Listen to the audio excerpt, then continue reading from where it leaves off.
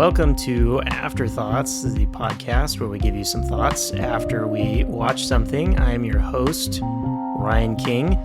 Tonight we've got something that I guess might stick in your head, some songs maybe that might stick around in your head. We'll make sure we talk into the microphone tonight, directly into the bush, that the microphone is in the bush, that the cord goes to the Remember, box Ryan, round tunes. round our tunes. Yes, and the voices that you hear joining me tonight, we have Michael Dixon. What's up, Ryan? Excited to talk about this 1952 classic. Yeah, cool. And also John Garcia. Repeat after me, Ryan. The bland man sanded his hand when he handed his sand to a band canned in a crammed stand. And make it all round in. Yeah, I need to see it written down. There's like no way like that they were doing that. I was like, you need to hand me the book. I cannot possibly repeat fucking what book. you There's no. So our references that we are making here, we are talking about 1952 cinematic classic musical / danceicle. Singing in the Rain. There's no G. Singing in the Rain. Singin' apostrophe in the rain.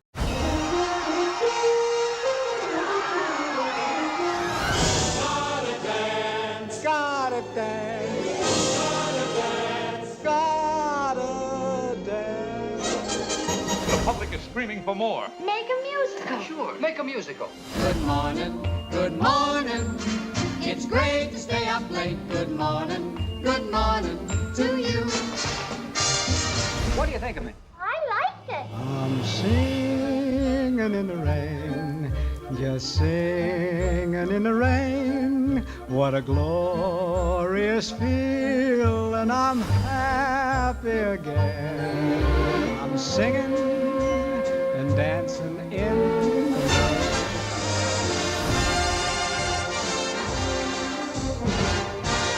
The show must go on.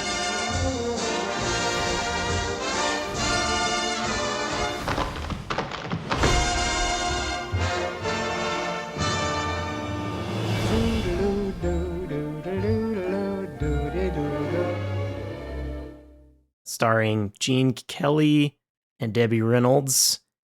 And I'm forgetting the third guy's name off the top of my head. He's probably got top billing. Donald O'Connor. I was close. Donald O'Connor, yes, as the funny one. Which is, it's a musical. I would say for the most part, the 75% of the movie, it actually tries to make the music kind of part of what's going on and kind of fit.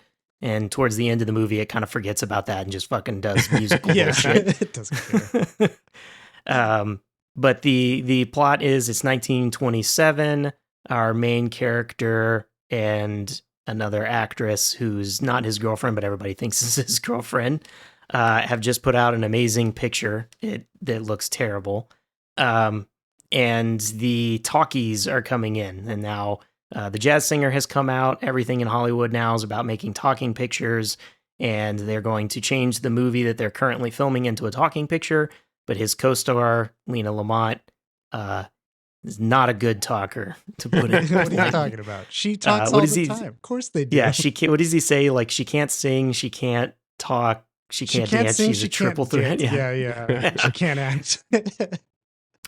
So yes, essentially we go through, he meets a girl and we have a little bit of like relationship growth. We have a lot of excuses for song and dance. And later on in the movie, they realize they can salvage this shitty movie that they put out because they don't really understand how to make a talkie movie by making it into a musical and inventing dubbing, inventing the Milli Vanilli. They're going to Milli Vanilli over the actress with a better singer. I picked this movie because it has been a while since I saw it. I was probably in high school. I don't care for musicals, but I remember liking this one, and I do like Paint Your Wagon. But other than that, man, I'm not really into musicals. But I do remember this one being good, and the songs stick around in my head, and even the dance routines. Like I can remember parts of dance routines, and this also came back into my mind because I will annoy my daughter endlessly when she doesn't wake up in the morning by singing the Good Morning song from this movie. Nice. That's how much it takes up space in my brain. And I wanted to go back and watch it because it has been that long to see how it held up, especially because we talk about movies in this time period being, you forget racism in them or sexism in them or something. And this one, I would say there's some like background references, but it's kind of more like the time period stuff. There's nothing that's like directly White Christmas in your face in this. And I would say really not anything sexist other than the general Hollywood not caring about their women roles as much, which is still true today. The approach toward Lena generally feels like a little sexist to me. Yeah. but yeah. Yeah, they pretty much all dunk on her. Yeah. And yeah, so going back to it, like my quick take, it is a funny movie. Like this is a wacky comedy. It tells you right up at the front when some guy's face in the camera says Zelda, Zelda with like a crazy eyes into it. That's like, it's not taking itself seriously. It really stays pretty funny throughout enough that it kind of suckers you in over time into the music anyway. The songs have like comedy within them. Several songs are just straight comedic songs, and they all have excellent dancing by Gene Kelly. And that kind of steals a lot of it. I think there's definitely times where you have to like just stop and be amazed at like, man, how the fuck are they going up and down stairs like that? It just seems so dangerous. But they make it look effortless. And all of that holds up. It's still excellent song. It's still excellent dancing. And just overall, like, I enjoyed it. I watched it with the wife and the daughter. The son said he didn't want to watch musicals. I did want his take, but he just decided he wasn't even going to attempt. But they both enjoyed it. Obviously, like they were like, hey, the music's good, the dancing's good. Darla was like, old movies and their treatment of women's always a little and it's not too uncomfortable in this. But like you said, it's there with Lena. But she was like, it still was like good. Like it was funny and the music was good. So I gave a thumbs up around my house at least. But we'll jump. John, what's your take on Singin' in the Rain? I think I've seen this movie twice before, and I really enjoyed each time. And it kind of helps me come back around to appreciating and liking musicals for certain aspects. And it also made me think the entire time I watched this, I just remember we had an old episode where I talked about In the Heights and how like, I couldn't make up my mind if I knew how to parse if it was really impressive or not. And Dixon was like, well, just tell me, like, would you recommend to refute it? And I was like, I don't fucking, it was like one of my straddling defenses. I think I absolutely would refute that because Singin' in the Rain's out there and you can just fucking watch that instead. And it's like a superior musical experience. It doesn't tell the same story, but like there's other musicals that would probably tell it better than Lin-Manuel did. And so I've come around. Thank you, Singin' in the Rain, for clarifying things for me. Clarifying that you don't like In the Heights. That's right. Yeah. Okay. Exactly. Just the amount of choreography in it like made me want to watch like La La Land again, which is a derivative of it. I would say it's very inspired by, and not to like knock it by saying it's derivative of it, but it is very much like they wanted to get triple threat kind of status going for that cast too. And here it's just like, anytime I watch the dance choreography, at some point I was like, this is just a series of vignettes that like everything in between dancing and musical parts, vignettes to get us to dancing and musical parts. Like even the scheme to salvage the movie doesn't make fucking sense. Like there's nothing about that that I was like, and then he has a dream sequence and everybody's 1920 flapper girls. Like the dude in this period piece would never know what the fuck that was. So it's like, all right, fine, whatever, Gene Kelly, just do it. It's going to be great. I enjoyed the humor. I found myself laughing a lot. Like I forgot how funny a lot of it was.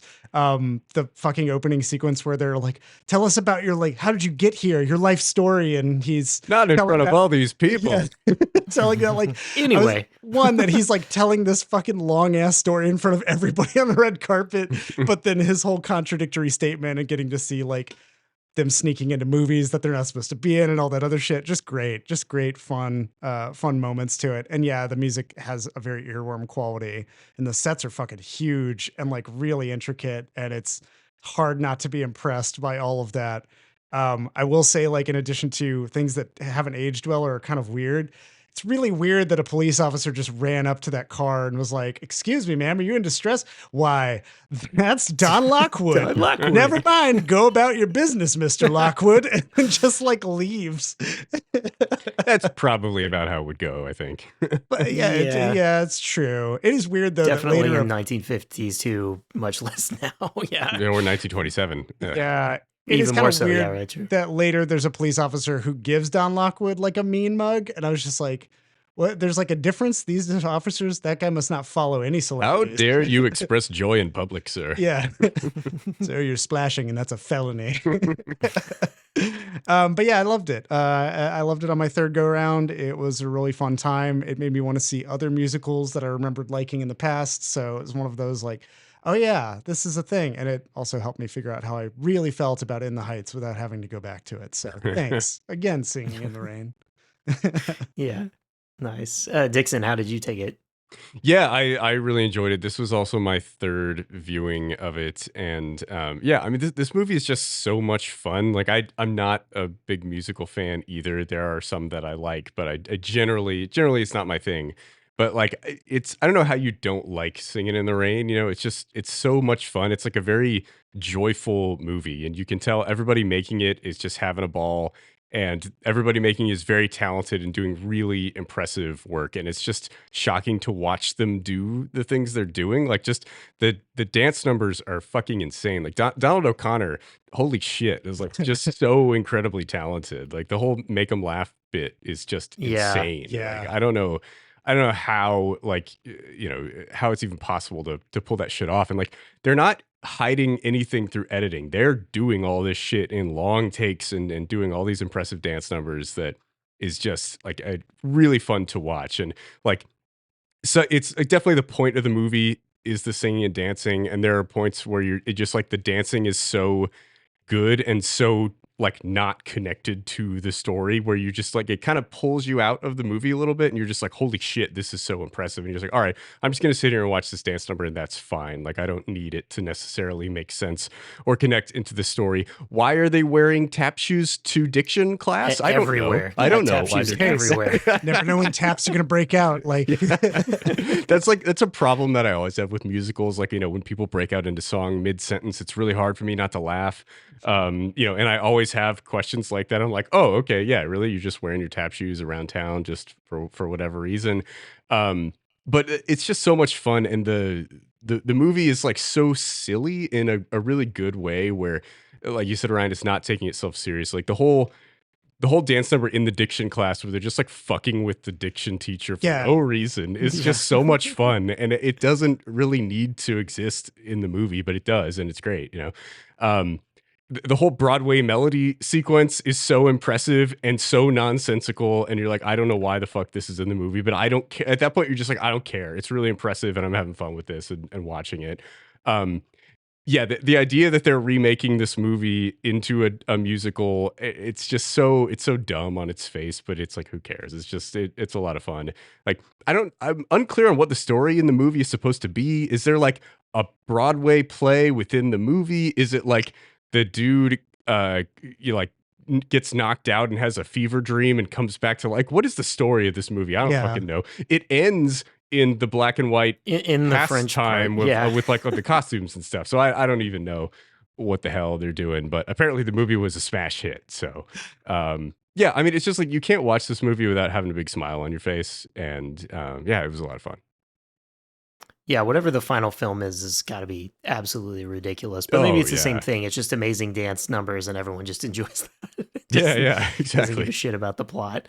Yeah, and this is peak movie studio time, like 1952. So we're seeing like amazing sets, choreography, color, like everything is over the top in some of these, you know, especially like the Broadway piece where it's just like set and they're moving the set and they're bringing in people. And yeah, at that same part, it's literally just like the executive is like, hey, the movie's going good. What's left to get done? And he's like, oh, well, there's one more scene. Then he describes something that's like 5 days worth of filming. Yeah. With all the shit that's going on. Like, I can't visualize it, but I'm sure it'll look great on film. Yeah, it'll be great. Yeah. Which is, it's just an excuse to sing another song that has nothing to do with it. But yeah, They're not even just like, on Broadway. It's just it's so stupid. No, It's Yeah, a Broadway makes no shit, and sense. he's given the ultimate choice that all actors are given: whether to continue dancing or join the mafia and become a gangster. for ladies. You can tell they're rich because they each have a shiny silver dollar. Yeah, Yeah, I think it's like it'll be it's tough to talk about this. Like the plot is kind of just there to shoestring us through and get us to the dances. There's definitely interesting things to talk about the individual dances. In particular, yeah, the Make 'em Laugh dance is just a phenomenal, phenomenal. amazing. I'll use a different word. Just an amazing sequence. The body language, the flipping off the wall, the pratfalls, the comedy within it. That's just comedy of body movement. Like messing around with the mannequin, right? Kind of making it look like a bit. Like that is all just amazing. Apparently they had done that all in one time. And the guy smokes like 4 packs a day. So he was like, I was fucking done afterwards. And he came How the back hell would after you like have the lung capacity to do that dance? to do it number, smoking anyway. 4 Yeah. packs a day. He said he came back and the footage was all shit and he had to refilm it. So the version we're seeing is he had to do it again. Oh my God. So yeah, just really, really impressive work. And yeah, pretty much every one of these songs has something where it's like dancing, it's like even the moment of like, they're just dancing because they think, I guess the idea is they think the words are funny that the dictation coach is saying. Yeah. And they just Moses take it and run with his it. toes are roses. Yeah. But even in that sequence, they do a bit where they're like dancing on chairs. Yeah. And like coming on up and off the chair, and it's just ridiculous. It's like I'm like, and I always wonder with those, how do you work up to Being like dancing doing up and that? down Like- steps, like getting to do that, or dancing on the chair? Like, what's the slowed down version to get that technical, or do you just go like, I think I can do it, and you just wing it? Probably the latter. I would Probably guess. the latter. It's just like stunt people. It's just like, Yeah, fuck it. I'll just try to feel this out and see how it goes. Which I also did appreciate at the beginning, the whole montage of climbing the ranks through stunt work. Those gags were fucking great. Just like the fact too that like the dude before Lockwood it just like eats a punch straight to the face, and that's just apparently they don't even try to like work out some kind of proximity. They're just like beat the shit out of this guy, and then he's like, oh god, we lost another one. The director just like utterly upset, not about that man's health, but just fuck, we're just running through too many stunt people with these crazy punches. I would imagine in silent Hollywood, given how much physical comedy there was in those types of movies, that they just ran through stuntmen like pieces of paper. No doubt. Like they were just a dime a dozen laying around on the set. You just pick another one up and throw them in. Yeah, especially for the train scenes. Don't even get me started. I'm sure they had excellent on-set safety standards. Yeah. Oh, for sure. Yeah. There's no way they wouldn't. Yeah, I did think about there is that sequence early on where Lockwood's character is getting swamped by fans who are tearing his jacket off, and he like jumps from a car to A trolley. a streetcar trolley, and then off of that into another car. And I was trying to look at the edit of it because I was like, it's got to be a stunt guy for just that one jump. Yeah. But I was like, honestly, in 1950, I don't know. Like, maybe they were just like, well, I paid for a stunt guy for that one scene, Gene. Just fucking jump in the car. I don't know. Now, he definitely jumps on the hood of the first car. Like, he does that, but it's 1920s cars, so they're not going too fast. But him going into that Nazi bunker and it blowing up, now you could tell that had an edit in it. They wouldn't blow up Gene Kelly. That was the scene they saved for last. I man. appreciate the throwbacks to Hollywood, that this is taking place in 1927. Also, kind of a peak Hollywood time, but the transition to the talkie, and they mentioned specifically The Jazz Singer, which was the first spoken word movie. Problematic in its own right, if you were to go back and watch it today. But was a big deal, like a big push, and particularly it was the singing, right? That movie is like kind of half a silent movie, and then they get into the singing, and that's actual there as the talkie, but it ushered in this new era that a lot of actors had trouble transitioning into. And I think watching even a 1950s movie, it's still interesting to me how the style of movie hasn't been figured out yet. There's still a lot of things that are either a Broadway stage show or just a regular play, and they're emoting too hard. I think this movie's pretty good at all of it. But it is interesting. I watch movies now, and then I'll go back and watch a movie from like this time period, and I'm like, man, they draw out things they don't have to. Like the editing is so much snappier now, and you can tell a better story in a shorter period of time because we just know how to use the medium so much better.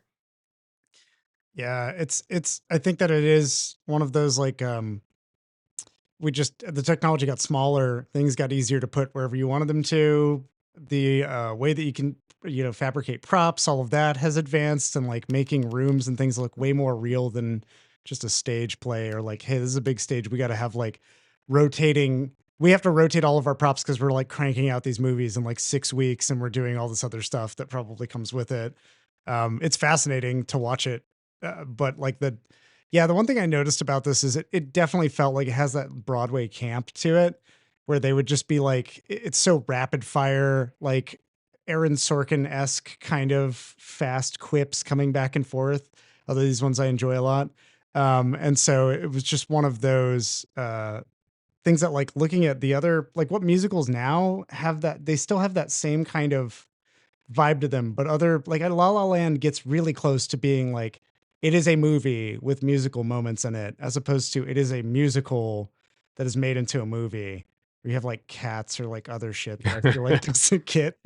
I was gonna say the Greatest Showman is a decent example of like the more modern take on it, and in that one, my family likes it, and I had to watch it a few times, and it took a bit for me to gel. I know it took a bit for me to gel with, like, because it doesn't really tell you this, but in the musical, it's like, oh, the songs are like time transitional, like that's how they're supposed to be used in that movie, and it's not really obvious how that's happening. It just is that exact, everyone just starts fucking singing out of left field, and then you're like, wait a minute, shit, plot happened in there that I'm supposed to have figured out. Like it just uses it as this transition into the next thing. Where here this is, and I feel like this is where I like the musical space of it being diegetic for the most part. To, oh, we're making a movie about musicals, and so there's some singing in it, and these are characters that have grown up singing and dancing and joking, and so that's the way they are, that's the way they think. And yeah, you have to give up the, like, they wear tap shoes everywhere, and towards the end there's a, there's like the Singin' in the Rain song that is the title and is, a well-known song even, still today, is a pretty classical musical thing where he's just singing to himself and fucking dancing around outside. But it works. And again, it's an amazing technical scene, the dancing and the rain effects and the filming of that are all really amazing technical things. So you do just kind of give up to it here, where I feel like with modern musicals and, like you're mentioning, Lin-Manuel Miranda, yeah. Lin-Manuel Miranda, modern musical, or The Greatest Showman, like they just fucking cut corners on so much shit of like digital effects, editing, right? Yep. These aren't long take dance sequences. There's tons of editing, snappy editing in them just to get around it. And yeah, it's just a very different thing to go back and see something here that really is about the dance and the song. And they're is if you did go to a play and they were doing it fully in front of you, like that level, Broadway level of talent being shown. Yeah. Yeah. You mentioned, Ryan, the, movies from this era having longer edits and feeling like too slow and not paced right. Is there something from this movie that you can think of? Because I felt like this Singin' in the Rain moved pretty well. This one moves well. And actually what it made me think about was Christmas in July, and some of the other sort of zany, the screwball comedies of the time, that I go back and I watch those and I don't feel that. I feel like they get dialogue better. Yeah. They understand, they're willing to like talk over each other, right? That was some of those early screwball comedies were some of the first things where like people talk over each other a little bit. or cut each other off or things like that. Yeah. And so the dialogue feels snappier. It feels somewhat more realistic. This one, I agree, is kind of the Aaron Sorkin, like we're having fun with the dialogue. It's trying to get to joke to joke to joke. Yep. But it just feels better, right, as a watcher. Then you go back to something of the same time period where it feels a little bit weaker to get to the parts. I do think I was also thinking about, this movie looking nostalgically back on the 1920s, and the filmmaking then was this dramatic, still that, you go back and watch silent movies and they're pretty much stage plays. And unless you're looking at like a Fritz Lang movie where they're actually fucking using the medium, most of the rest of the stuff was like a static camera, and they were filming these like love scenes or a fight scene, Errol Flynn style, or whatever. It just was kind of just the camera sat there and they did some stuff and maybe some stunts, but it wasn't really using the medium to be more than you could have seen in person. And that's part of why the transition to the talkies was difficult. I think part of the funniest parts in this movie are when they're filming and decided to make the movie into a talkie, and they're fucking up the shit with the microphone. I fucking You're hearing love that it like sound ruffle. Guy, right? Yeah. Yeah. We're all that sound guy. Yes, trying to get her to talk into the bush. And talk into the microphone so they can hear you, and she just I keeps don't really leaning like away these from lines. Can I just say something else? As long as it's into the bush. Yeah. bush. Yes. You feel for it. And then like later you see it, she's like messing with the pearls, and you hear her heartbeat in one part of it, and just like John and I know you watch some of these more recent like really indie movies and they fuck up the sound just like that today. But I do have to think that in the 20s, like they're fucking figuring out, like they didn't, it was like, oh, can we put the mic on her? I guess, like, let's try that. But then of course he's had the chords to deal with. So yeah, just a bit, I get it, right? That time and why that was difficult back then. It's just interesting to think about how we've just figured those things out now, like no problem. They have the executive walks in towards the end of that scene and he steps over the cables and he's like, this is fucking dangerous. And he pulls the cable and it whips the girl over onto her back. And I was like, yeah, get a gaffer. Like they know now. Just fucking tape that shit down everywhere. Yeah, it's interesting, like talking about the transition into sound, and obviously there are a lot of big silent stars that just kind of disappeared, like Douglas Fairbanks and others from that era who were these huge stars and just kind of fell off the earth.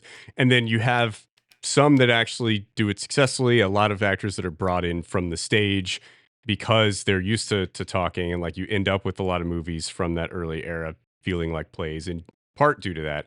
And then you also have like Charlie Chaplin, who just decided that he was just not going to transition. Just keep going. And, he just like made some great silent films into the 40s, like although like more than a decade into the sound era, still just doing silent films and doing them really well. So it's interesting to see like how people approached that and dealt with that transitionary period. Yeah, I'm actually like fascinated thinking about, because this is one of those things where like I think the most recent movie that I can think of that came out that was fully silent is The Artist, which I didn't see. I just know the whole reason is it's supposed to be like a throwback to silent era.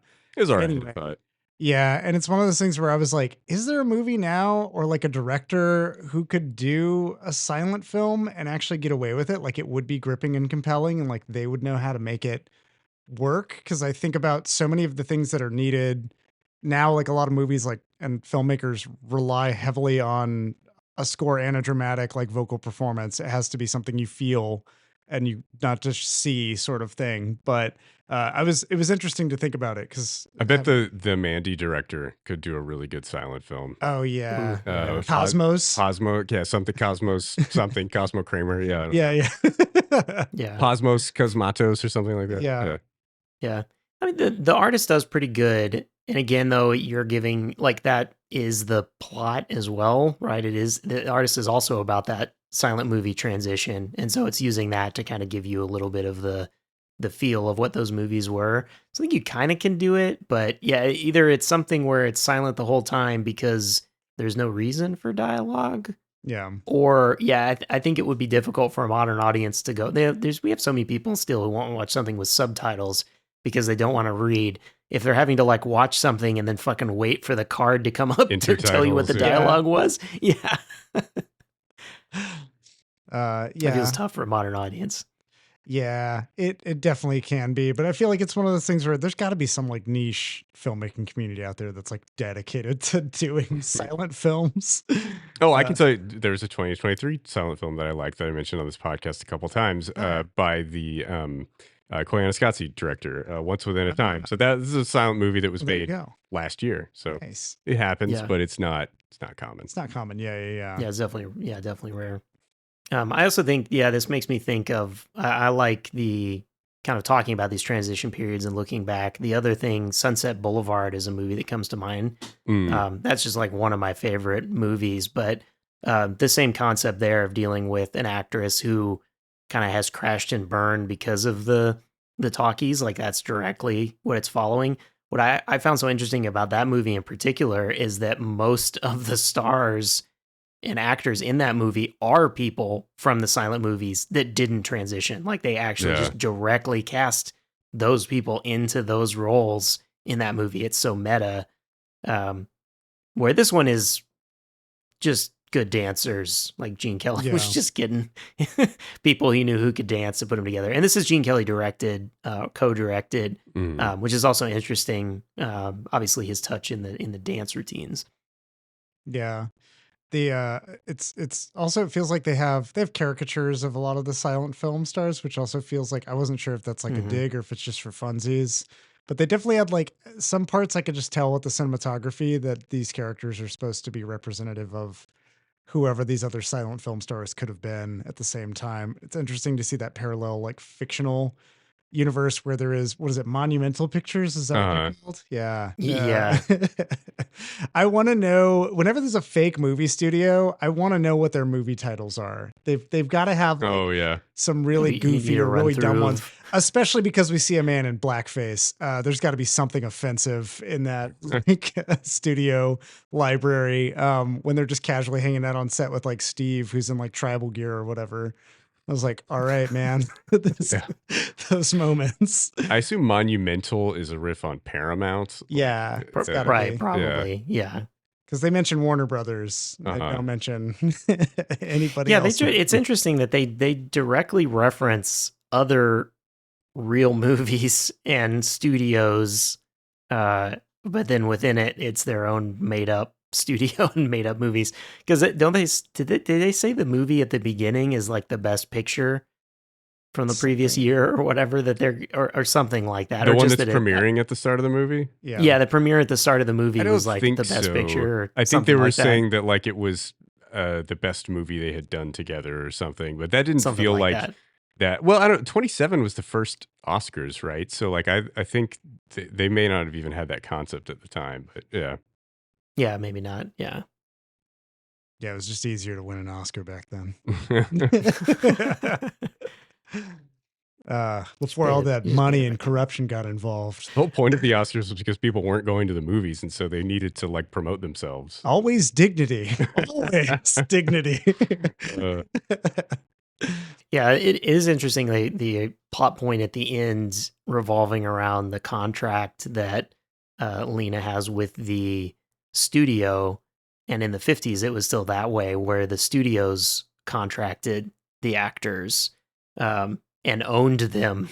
Yeah, essentially they would like rent them out to other studios. Had a stable. Yeah.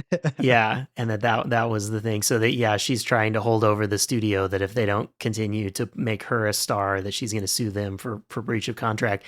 Which like today you're like, fuck you. we don't need you anymore. We're gonna put you in the Congress and fucking. We're gonna replace you with Don Cheadle. Yeah, we're just done with you. Don Cheadle. He's just always replaced the actors throughout history. I did like seeing that. I guess we haven't really talked about Debbie Reynolds and Debbie Reynolds' performance. And this is her first title role, and really her first movie, or really, really early in her career. And she just like comes in hard. Like just her singing's great, her dancing, the chemistry she has with Gene Kelly is fantastic. Like watching her go through the different emotions when he hijacks her car was fun. Like super funny, even though it also would have genuinely been terrifying. Oh yeah. Have a man just drop into your car, be like, keep driving. But yeah, like I felt like she fit really well. And this one of those movies where like, you know, you have two cast members and you can tell these characters are supposed to like get romantically involved.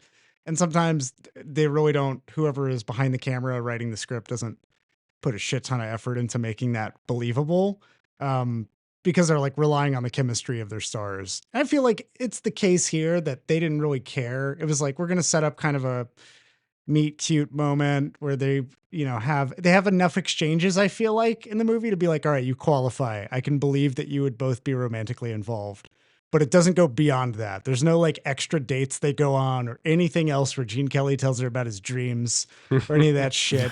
They're just like, fuck it. Gotta dance. Like, just do it. Everybody's into this. He takes her into that empty stage and shines some lights on her and then we're good. That I felt like he hit the gas like real hard there because he was like, "You're like made for me." Yeah. Just like, all right, Gene Kelly, if you weren't singing, this would be really fucking It's the creepy. second time I've seen you, but I could tell we're meant for each other, baby. Yeah. And then, of course, he discovers that she's seen all of his movies and is obsessed with him. That's right. She plays it so cool in the beginning, pisses him off, which I really found that's just fun too. Yeah. It's like he is. What is it? Doing his monologue about being torn away from her and rips his fucking jacket in half. Jacket on the car, yeah. Just great. His ego is so easily wounded too, and I kind of like that. It feels like Jim Kelly kind of knocking himself or Gene you know Kelly. movie stars generally, and like you know these you know big egos that are so easily wounded by just some random fan being like, you're fine. You know, I saw one of your movies. I didn't need to see anymore. And he just like can't get over that. You know, he's like, oh, I got to find this woman again because no one has ever told me I suck before. Yeah. The movie that they show at the beginning that he's the big star in, which I think it's like clips from actually Gene Kelly and the Three Musketeers. But it's supposed to be kind of like an Errol Flynn, you know, or you know, time period bullshit adventure movie. But everyone acts like it's Citizen Kane. Yeah. Uh-huh. It's like this amazing movie. You're like watching it and you're like, especially because it's like the final scenes is just him like stabbing a couple people and then grabbing the girl. And I'm like, what's the end of this movie that everyone's like, it's amazing that it's just like he gets the girl. This is no Metropolis. Yeah. Yeah, no. Yeah, and whatever movie they end up making is bullshit. Entirely bullshit. The Dancing Cavalier, I think is what it's called at the very end. But before that, I can't remember. It's the Dueling Cavalier. The Dueling Cavalier. Oh, yes, of course.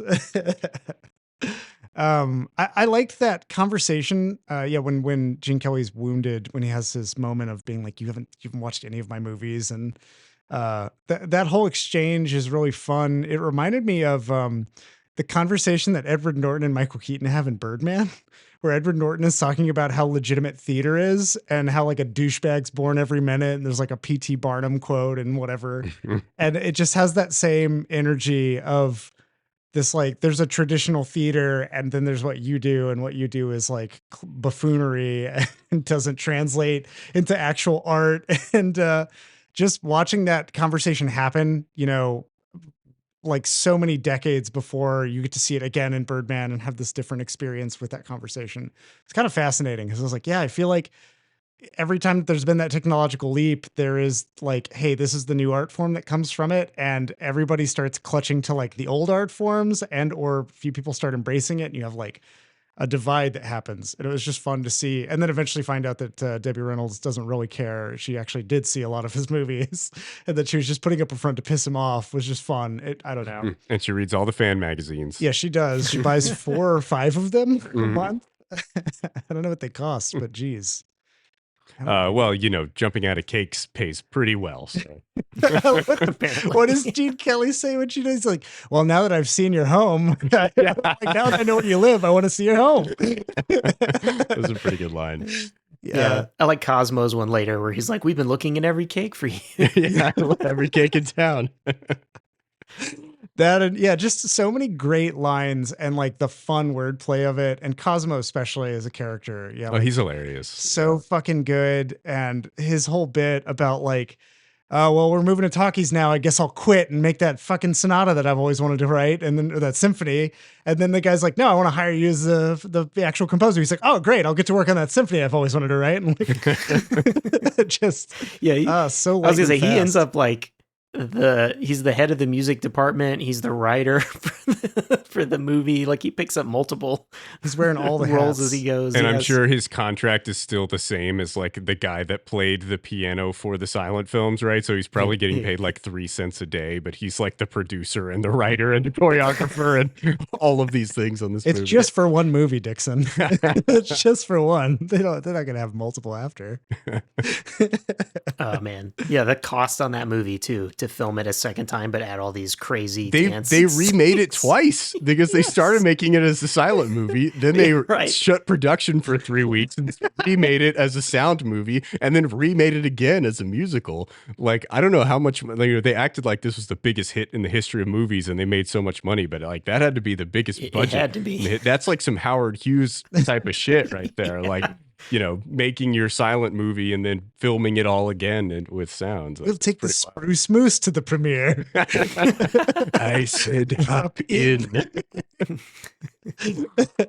I think one performance in this movie that is really great that people tend to overlook is Jean Hagen as Lena Lamont. She's so good in that role, and people kind of like the 3 title leads when the movie starts are Kelly O'Connor and Reynolds. But then you have Jean Hagen. She's so good, and like you can tell, like she's just doing some incredible voice work in this movie, and like you can tell that she actually does know how to sing. Like she just does it in that annoying voice, but she's just like perfectly encapsulates this character who is just like she's very unself-aware and kind of like stupid in some ways, but also very smart and conniving in other ways. And I think like that character ends up kind of salvaging towards the end as like being more impressive than anyone thought she was, and like actually having the capacity to be a lot smarter than anybody realized she was throughout the whole thing. But she's great, and like every time she's on screen, it's just like hilarity ensues.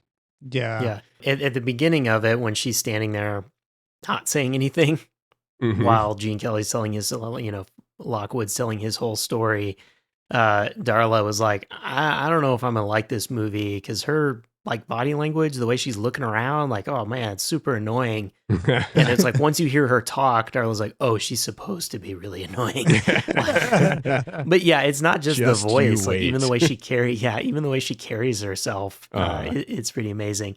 And yeah, to be so, and honestly, like this was a role she picked that is off type. She actually was singing in other movies and was a star in her own right, to then play this comedic role with the very annoying voice that she nails so perfectly.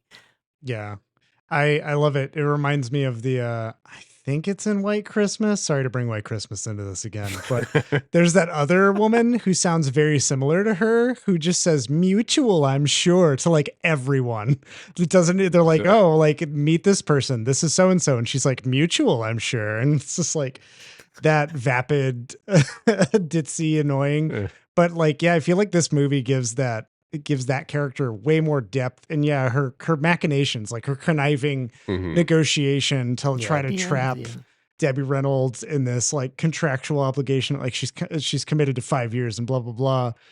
And it's kind of wild because I forgot how it ended. I remembered like there's a reveal where they show that Debbie Reynolds has been dubbing her voice, but I didn't remember how exactly that happened, because the like president of the studio seems for all intents and purposes to be like, my hands are tied. Fucking like, she does have a contract. There's a legal ramification. But then when he's like, nah, fuck it, and they all start dancing over to the ropes. Like, I was like, oh, okay. So he's just going to do this and there's no legal repercussions he's afraid of anymore. That's cool. Yeah. They didn't show where she sues the shit out of the studio. I guess he publicly humiliated her. Yeah, exactly. I was like, wow, all right, yeah, fuck it. I mean, he's probably like, we're gonna make so much more money with the rest of this, we could pay those legal fees. Yeah, it doesn't fucking matter. Just roll it into the budget of this movie. Yeah, right. I do wonder though, because I'm like, does he know that? Because I'm like, as an executive, I'm like, well, I could have someone who I already know is a star that if I dub over her, I definitely am have a great star.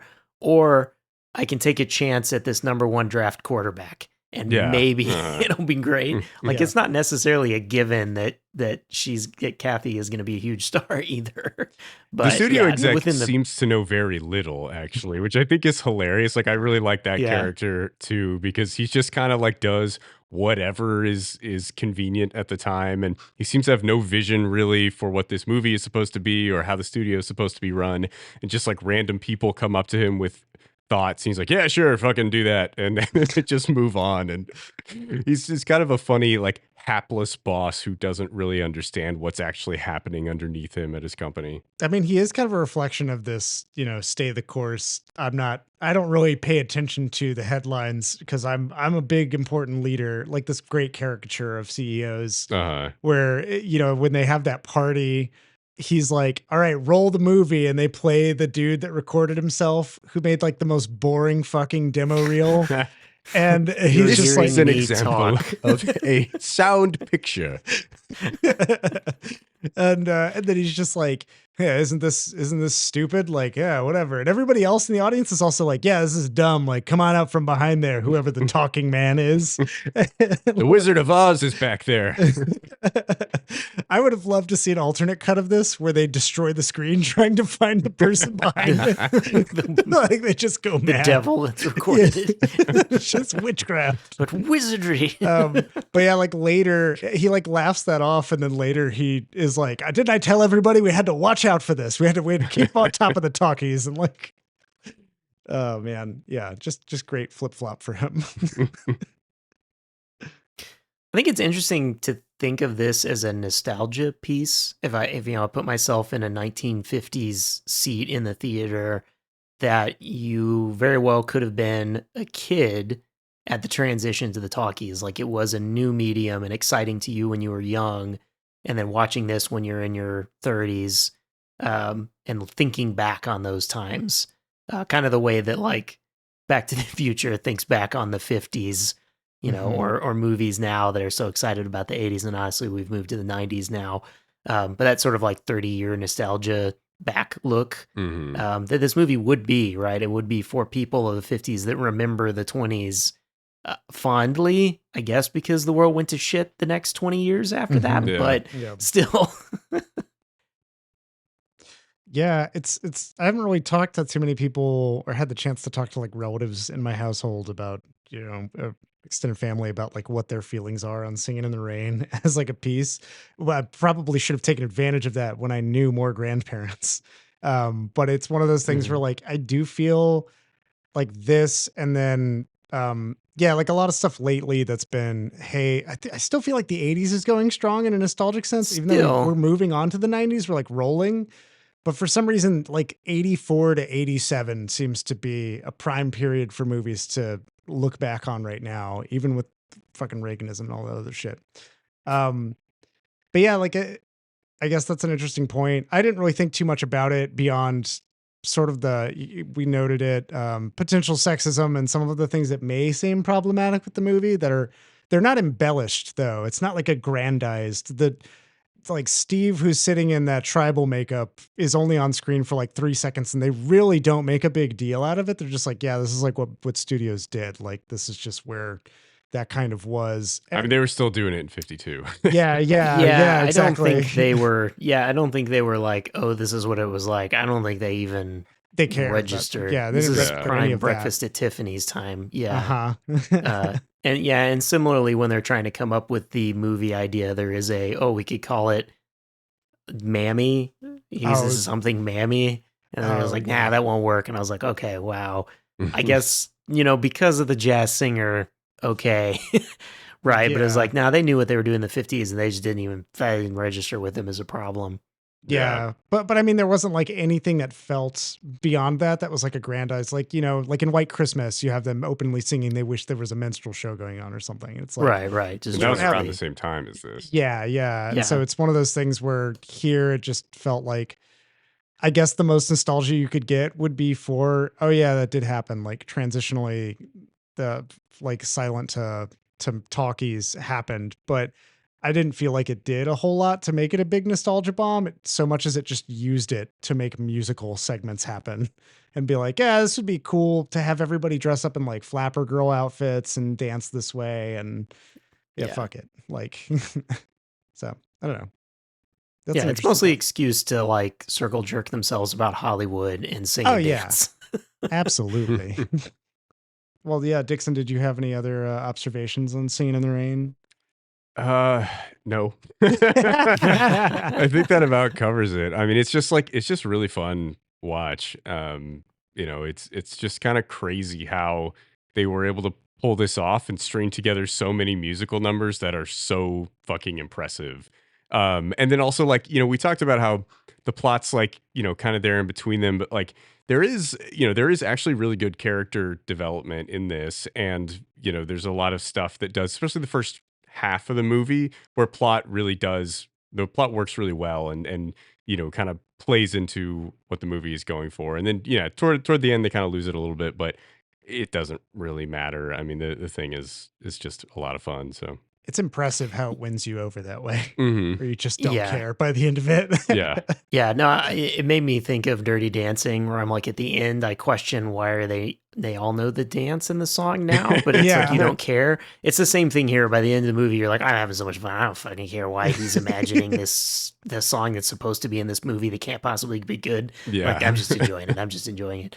And I think that like even if the musical, like the title "Singin' in the Rain" sequence is great. The make 'em laugh is excellent. I particularly like the Good Morning. Like there's some really good dancing in there with all three of them. Like that's I think the one song where it's really all three of them all together is excellent. And like even the ones that are like weaker, so to speak, still are really good songs and still have these excellent, like I mentioned, the dancing on the chairs sequence. There's still really amazing sequences in all of these. To some extent. It doesn't just boil down to tap dancing and like some variant of the same dance style in each one, but at a different place. There's a little bit something different in every one of them too. Yeah. Yeah, definitely. I'm kind of curious. So what do y'all think would be like, do you think that a movie like this, and I say this priming up to be like La La Land exists, but like a movie like this would be able to be made and be successful now? Cause like La La Land was successful, but La La Land also feels like a light version of this. Like it feels like it invests a lot more in its story. Yeah. And the musical moments don't last quite as long. The dancing is not quite as strong or like, it's not as intricate choreographically. But like, would people put up with it? Cause, I feel like the other musicals like In the Heights and that stuff, they're not shooting to be this kind of abstract spectacle that slowly descends, but I don't know. You mentioned the plot kind of keeping this together and like the quality of the character growth. And it is kind of what I've said in the past about like zany comedies, like Airplane. Like there still is a plot thread that's enough engaging to keep you going with all the other stuff. And then eventually you're suckered in enough that it doesn't really matter. Like if it makes any more sense or anything anymore, but you do have to kind of pull people through. And I think that more musicals now, either they're jukebox musicals that it's just an excuse to put in modern songs, or something like, honestly, they can make money with musicals, right? The Greatest Showman was an honest hit, and they're still trying to shove a musical into the winter months because they think they can do it again, but they don't know what or why that worked.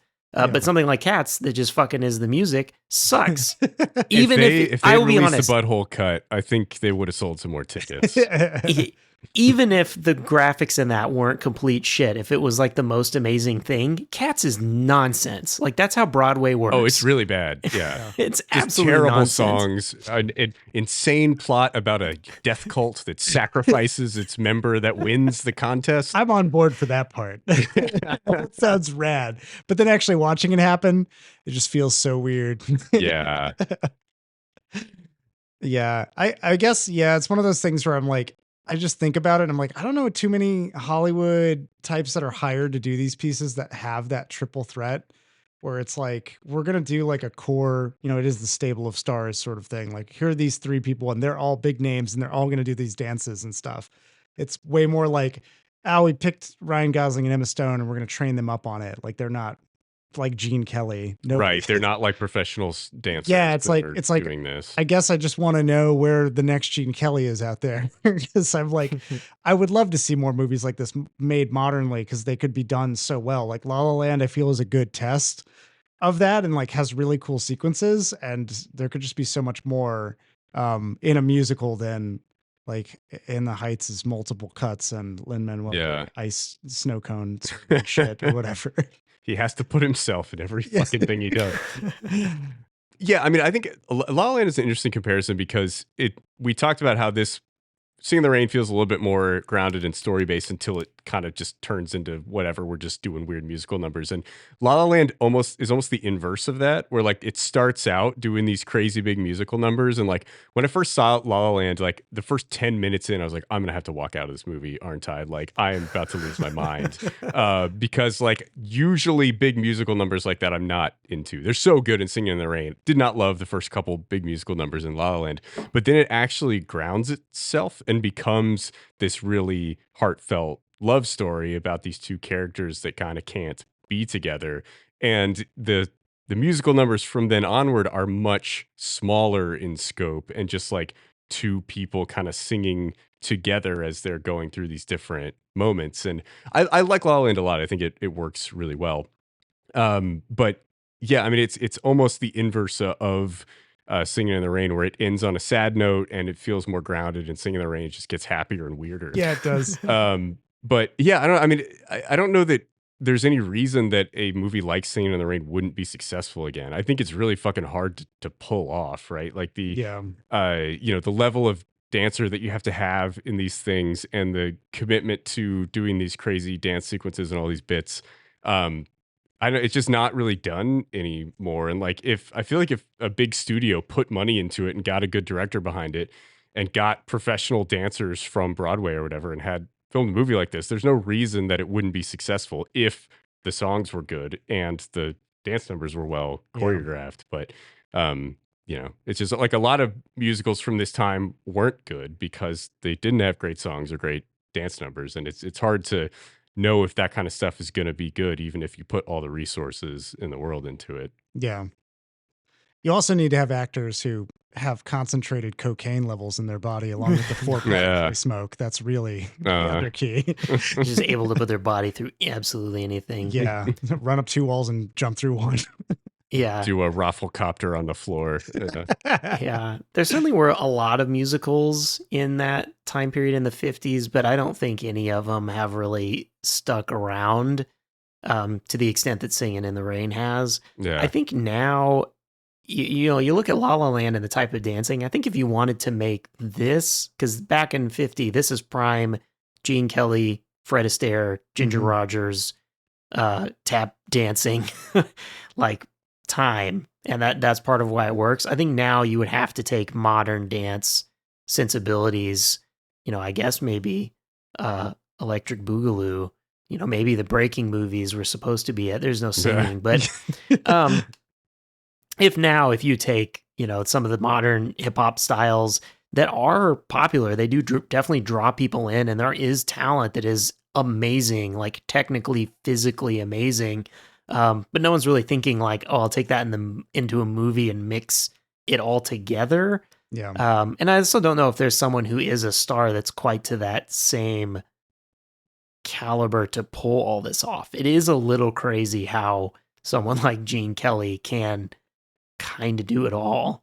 Yeah. And Debbie Reynolds didn't even dance before this. And the fact that she picked up all of it and looks so good. Yeah.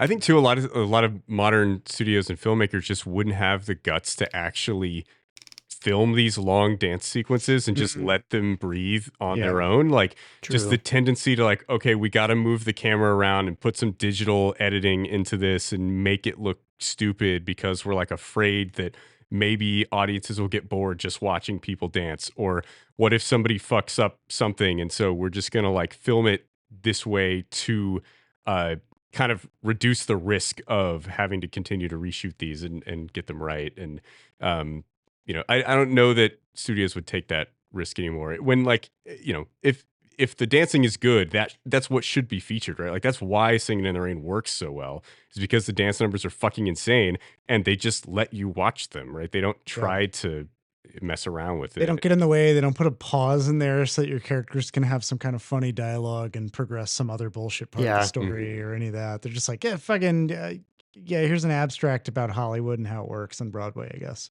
I think the only that I would say truly edited sequence is the singing in the rain. I think because his suit, the level of wet he is kind of changes back and forth a little bit. And I think that scene would be it would be too difficult to actually film that as one sequence. Like that one's legitimately difficult, but pretty much everything else is one sequence. And the sequences in that one are pretty long they are. Anyway, even with the little bits of edits. But even today with musicals, right? We have plenty of things that are musicals. Honestly, Disney movies, almost every Disney movie has a singing as a key component of it. But when you look at the recent live action adaptations, they fucking fuck with their voices digitally. They can't even just let them sing either. I watched the fucking Mean Girls remake today. Oh, I'm sorry. And it's the lead actress is clearly not singing her own, like the Regina George character. She's clearly not singing her own songs. And it's so fucking obvious that that's the case. It's like you can't just hire somebody who can sing and then not do all of this digital edit. Like even the people who you can tell it is their voice, they're clearly fucking around with it. And it's just, it doesn't work it takes the reality out of it when you do that. They're all using the Debbie Reynolds software. Yeah. That's a good point. It's all Cher's fault. The fucking fucked This up her is- voice yeah, in that. that's Do you right. believe in magic or whatever it was? Do you believe in love after And it's all- life? yeah, it's every that. Yeah. She fucked with her voice digitally and now everybody does it. It's all Cher's fault. That you blame this on Sharon. It's love after love. Yeah, whatever it is. Yeah, whatever. I don't believe in it. Fuck it. Yeah, and it's like the Spielberg remade West Side Story. It's fine. No heart. Yeah, it's just like the 1961 West Side Story is actually good. And I felt like there was just no reason to remake it. I was like, okay, this is just like a worse version of that one. So it's why do I care? The Psycho of West Side Story? It wasn't not that bad. level of a shot-for-shot remake, but it felt like Spielberg just liked West Side Story, so we wanted to make it. There was nothing to it. There's no reason to remake it in modern times. He didn't do anything to the story to make it different or anything, or to the filmmaking style. It was just worse than the first one.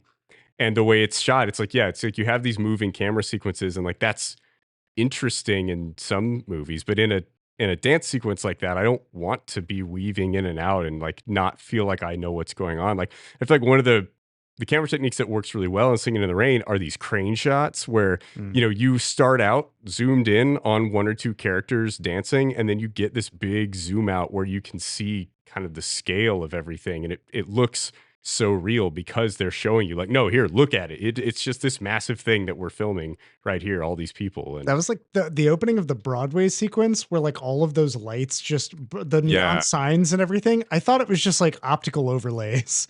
And then when you actually started panning through it, I was like, oh shit, this is amazing. Yeah. Yeah, some of those older movies, right, with the synchronized swimming and the crane shots above those or whatever, there is some crazy scale of technicality that they had that we kind of just wave away now. What was that whole fucking weird montage that happened? The moment that talkies break through, there's just floating legs doing shit, and then a bunch of it reminded me of the opening of Mulholland Drive, that jitterbug sequence. Oh yeah, I can see that. I think that it was a little bit of a fever dream early in the movie, but I think it was supposed to be oh, here's what the movies are that are coming out that are getting people excited, that are just somebody talking into a megaphone or people dancing and whatever. And that's just what it is. There's just so many Zucker Brother jokes I can think of because of this movie, where it's like you would have had that montage of all of these profound things and then like a dude farting. And it would be like, people would be like, wow, like amazed. Yeah. The fucking ass, whatever. Oh, yeah. From Idiocracy. Idiocracy. The top grossing film. Well, cool. I guess we can round up our thoughts on this. John, is this a recommend for you? Oh yeah, I'll be subscribing to Monument Pictures Plus coming up soon. That subscription service, I'm sure. Got to catch the Dancing Cavalier. That's right. Yeah. I want it for the classics, the archive. The Dixon. Yes, I would definitely recommend it. It's great. Even if you don't like musicals, it's great. You should check it out. Yeah, same here. I kind of, it has been a while since I watched it, and definitely like I really enjoyed it. I definitely was sitting there just thinking like, this is just fun. Like it's just fun. That's exactly what it is. And really, if someone is absolutely like musicals suck, they could sit and watch this one and just have a good time and kind of give up that they're singing and dancing, because it is just, it's fun within itself because of the technical quality of it and the way they build the humor into the singing and dancing. It just works. It just really is fun. I always forget how funny the movie is. Like it's really funny. It's more comedy than people give it credit for, I think. Yeah. And it's not even just the, like all the sequence of when they start trying to film the talkie and it's totally just Lena, horribly pronouncing things, talking poorly into the mics and all that. Yes. Like a Ralph Wiggum at the same time, sort of. Is excellent. All right, well, that's around the full table here. All three say, yeah, watch it. Even though it's a musical, it's great. It's fun. It's a good time.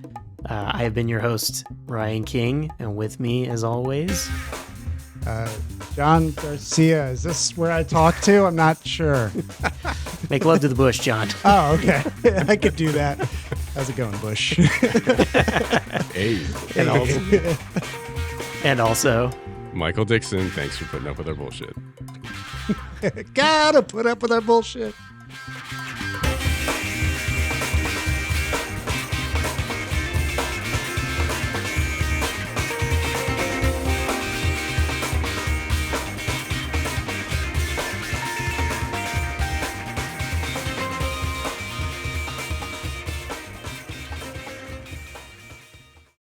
Hey there, movie buffs, TV toughs, and all listeners in between.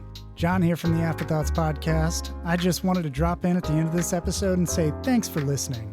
If you've got afterthoughts of your own to share, hit us up. You can find us on Twitter, Facebook, and Instagram at The Afterpod, or jump into a conversation on our Discord server.